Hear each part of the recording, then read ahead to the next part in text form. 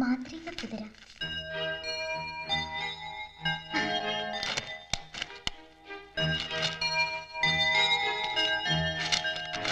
അധ്യായം 1. മരണത്തിന്റെ നിറം ചുവപ്പാണോ? ഇന്നത്തെ പ്രഭാതത്തിന്റെ മുഖത്തും ചുവപ്പ് നിറം. അനിതയുടെ നിശ്ചലമായ കണ്ണിലും മുഖത്തും ചുവന്ന് കരിവാളിച്ച രക്തപ്പാടുകൾ. ഒരിക്കലും ഉണരാത്ത സുഖനിദ്ര. ആത്മഹത്യ ചെയ്തതിന്റെ ബീഭത്സതകളൊന്നും അവളുടെ മുഖത്ത് ലേശം പോലുമില്ല. നിത്യനിതാന്തത. പാതി മയക്കത്തിലെന്ന പോലെ ഒരു പുൽക്കുടി തുമ്പിനെ നൈർമല്യവുമായി അവൾ ഒരിക്കലും ഉണരാത്ത നിദ്രയുടെ ലോകത്തിലേക്ക് പറന്നു പറന്നു പോയിരിക്കുന്നു. രമേശ് ഇതേക്കുറിച്ച് അറിയുമ്പോൾ എന്തായിരിക്കും?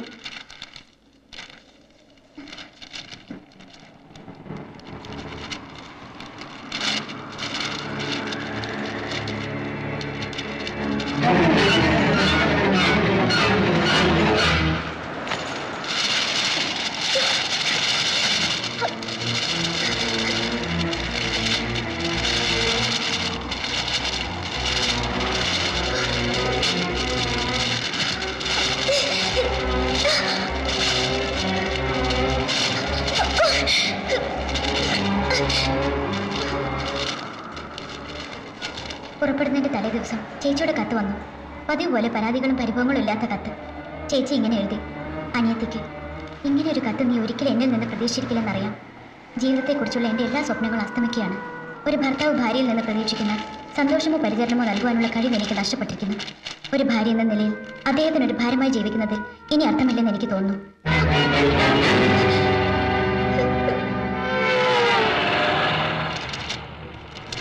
ഒരു വിഷമമേ ഉള്ളൂ എനിക്ക്.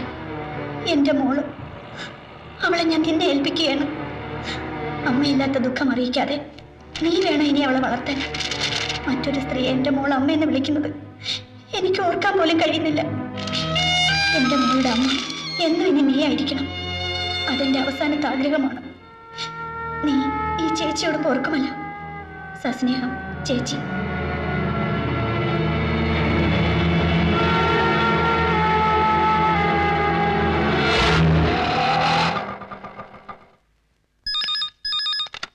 Good morning Pratibha publishers. Excuse me. Yes, mister Mathew Varghese അകത്തുണ്ട്. Yes, Mathew Varghese. What can I do for you? ഇരിക്കൂ. Thank you. I am missus Sunny Kuruvila. Yes yes, I know. ഞാൻ വന്നിട്ടുണ്ട് മാരേജിന് ചർച്ചിൽ. എന്താ പ്രത്യേകിച്ച് ഇവിടെ?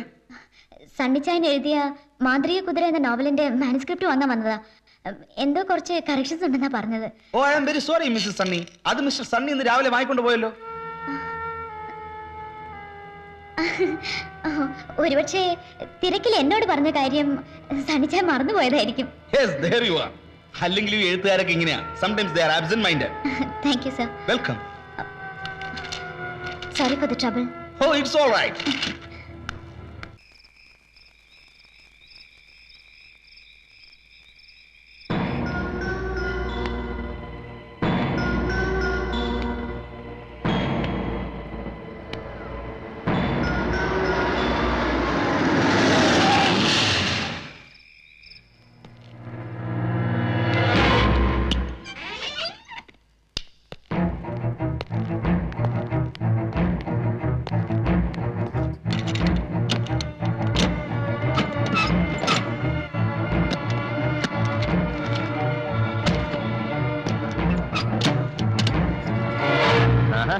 ഇതെവിടെ പോയിരുന്നു? മോളെ ഉറക്കുകയായിരുന്നു. എന്തു പറ്റി? ആകെ ഒരു ഡൾ മൂഡിൽ. ഒന്നുമില്ല. ഓ, മനസ്സിലായി. ഇന്നത്തെ ഔട്ടിംഗ് അല്ലേ? സോറി മോളെ, ഇന്നൊരു കേസിന് ഇൻട്രോഗേഷൻ ഉണ്ടായിരുന്നു. അത് കഴിഞ്ഞപ്പോ ഒത്തിരി വൈകി. ഔട്ടിംഗ് നമുക്ക് നാളെ ആക്കാം. എന്താ? ഞാനൊന്ന് കുളിച്ച് ഫ്രഷ് ആവട്ടെ. കുറെ നല്ല രാത്രികൾ നമുക്ക് വെറുതെ നഷ്ടപ്പെട്ടു. ഇന്ന് അതിന്റെ എല്ലാം കട ഞാൻ വീട്ടു. ഇന്ന് വേണം നമുക്ക് നമ്മുടെ ജീവിതം ആരംഭിക്കാൻ. എന്താ? ഓക്കെ? ആ.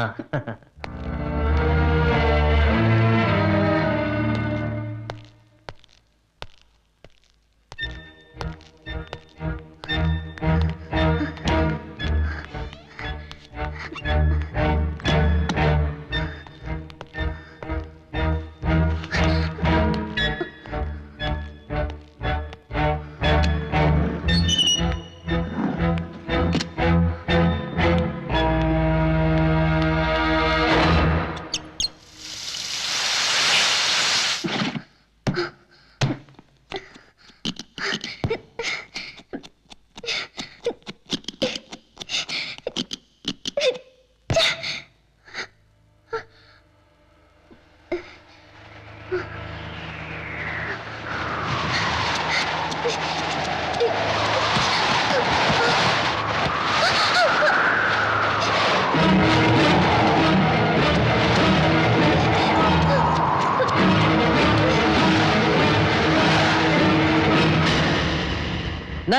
That is my lucky number.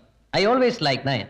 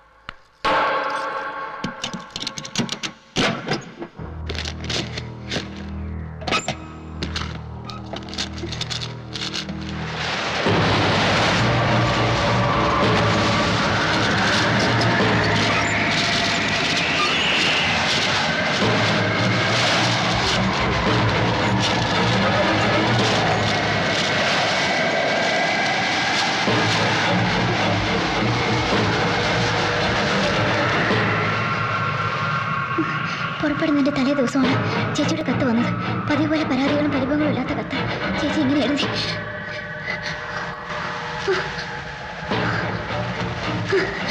കത്ത് വായിച്ചു കഴിഞ്ഞപ്പോഴാണ് രമേശ് കടന്നു വന്നത്. കത്ത് രമേശിന്റെ കൈ കൊടുത്തു.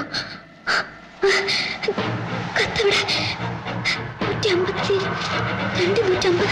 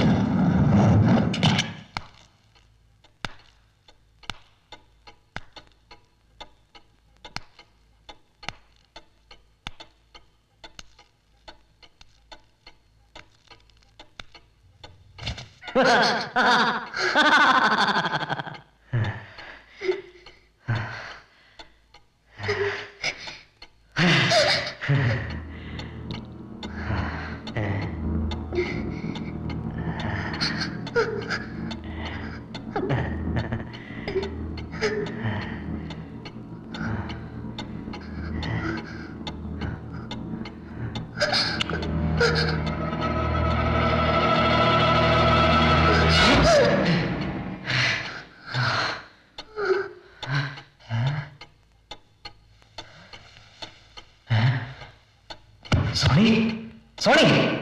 Sorry.